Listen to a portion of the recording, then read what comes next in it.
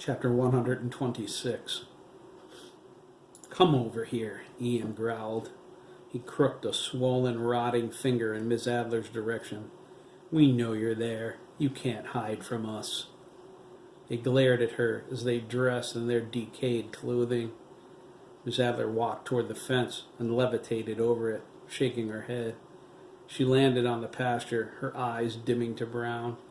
"For all the good it will do you," she said, with a patronizing tone. "You cannot stop me. You must know that. I don't even believe in you." "We don't care what you believe in," Terry sneered. His jaw worked, even though it had no skin or muscle, only white bone. "We'll get you," Ian said, his voice distant and hollow. "Right here," David Leach began. The driving rain made a large patch of flesh fall from his head. "Right now," David Leach finished. He picked up his brother's scalp and handed it to him. Miss Adler threw her head back and laughed. When she did, the zombies swarmed her, moving faster than she thought possible.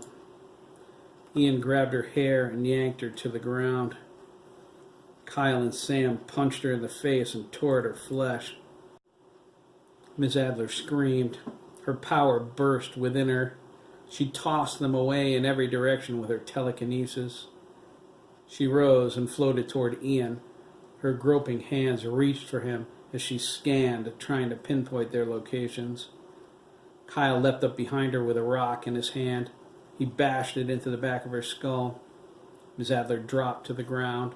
The zombies ambled toward her, intending to rip her apart. "Wait!"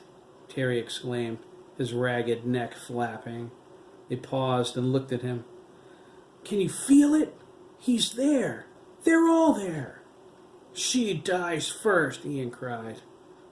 "I do not think so," Miss Adler whispered, levitating. She lashed out at the dead boys with all the strength she could muster. She lifted them off the ground and threw them all over the pasture. She was dizzy, trying to focus. Her skull throbbed. She had to get away. There was no way to finish with Jeremy if she couldn't concentrate. "He can wait, for now," Miss Adler thought, struggling to stay awake. "He is not going anywhere."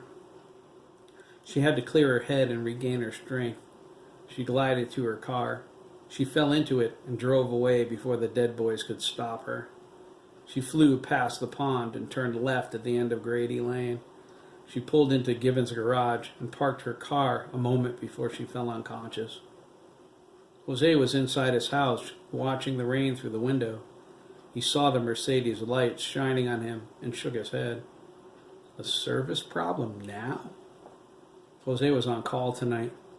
He hoped he could find his raincoat.